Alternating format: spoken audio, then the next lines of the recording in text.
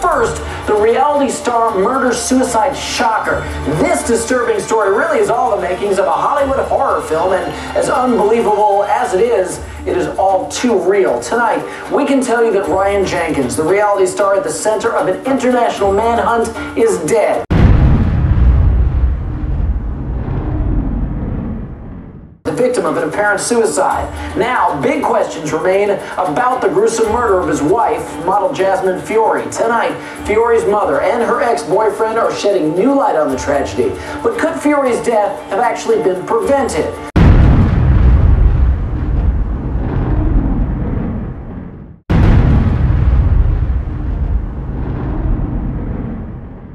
We can tell you that without a doubt, this murder-suicide shocker is making big news right now.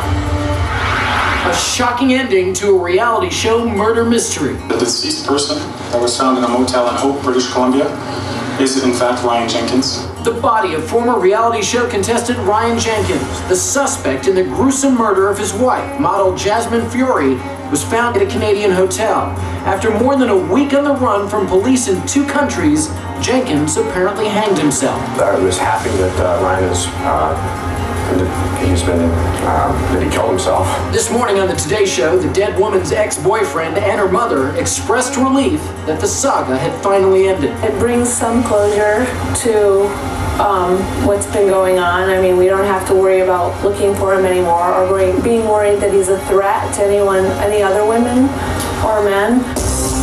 Jenkins was a former contestant on VH1's Megan Wants a Millionaire, where he competed for the attention of a money-obsessed blonde. Would you prefer champagne? Mm-hmm. That's right.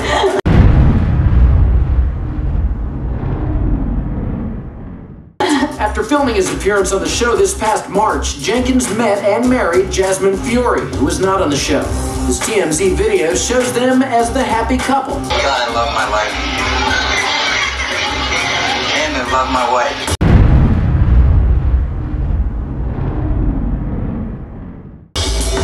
Last Saturday, Fiore's body was found in a dumpster in LA.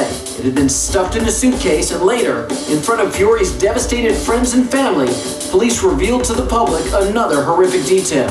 Yes, the fingers and teeth were removed. Fiore's body was so mutilated that police had to identify her by the serial numbers on her breast implants.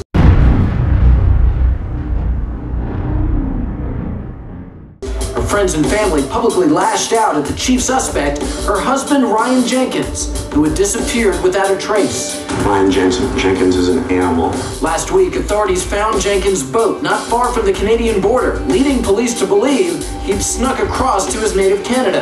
A desperate international chase had begun, a chase that ended Sunday when the staff of this Canadian hotel found his body. He was supposed to check out today, so went and checked around 12 o'clock, knocked on the door and said, "Oh, excuse me," me and Malcolm opened the door, and there he was, hanging there, deceased. I've never really rolled with any girls that could keep up with me. Showbiz Tonight can tell you we're now hearing some new details that put the smooth-talking bachelor we saw on TV in a disturbing light. This man was a professional con man. This morning on the Today Show, Fiore's mother blasted Jenkins. He targeted women, I believe. He wanted to be something that he wasn't. Showbiz Tonight has learned that just this past June, Jenkins was charged with punching his wife in the arm. And in a separate case in Canada back in 2007, he was sentenced to 15 months probation for another assault. And now there are suggestions that Fiore was about to leave Jenkins.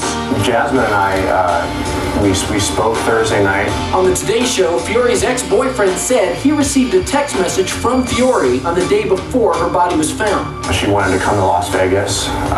She wanted to come and see me. And she said her last message was, "I'm coming." I can only assume that that was might have been the cause or his motive. I don't know. But now people are asking, how did a man with such a questionable past end up on a TV dating show? I don't know if Megan and I have had enough time together for her to actually loosen up and really get to know me. The production company that produced Megan Wants a Millionaire tells Showbiz Tonight its background checks failed to turn up anything negative on Jenkins. VH1 has now canceled that show. Jenkins was also in the upcoming 3rd season of another VH1 reality show, I Love Money.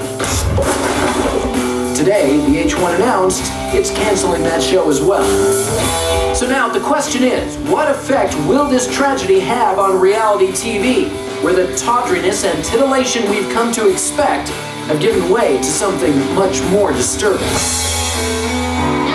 This truly is a tragic story, but should we really be surprised that this happened? Well, joining me tonight in Hollywood is Lisa Bloom, who's a CNN legal analyst. Also in Hollywood tonight, Carlos Diaz, who's a correspondent for Extra. It really is a disturbing turn of events that I find almost unbelievable. And you got all the elements here. A reality TV star, you got the model, and you have this whirlwind romance that obviously turned fatal. Carlos, what was your reaction when you heard the way this outrageous story unfolded?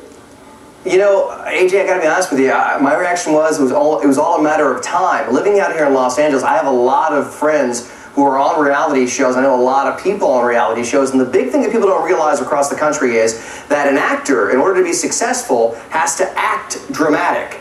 In order to be successful on a reality show star has to be dramatic. In other words, that's who they are. Yeah. So a lot of times, you get these people who might not be the most stable people in the world because of the fact that they're dramatic for the cameras. That's who they are. Yeah, and something is obviously driving them to seek out that level of fame that you can get more quickly on a reality show. Well, 51 Minds is the name of the production company that produced the VH1 reality show Ryan Jenkins appeared on. They tell Showbiz Tonight they weren't aware of Jenkins' past when they cast him. Listen to what they said. The company did have in place what it thought was a thorough vetting process that involved complete background checks by an outside company for all contestants on its shows. Clearly, the process did not work properly in this case. 51 Minds is investigating what went wrong and taking steps to ensure that this sort of lapse never occurs again.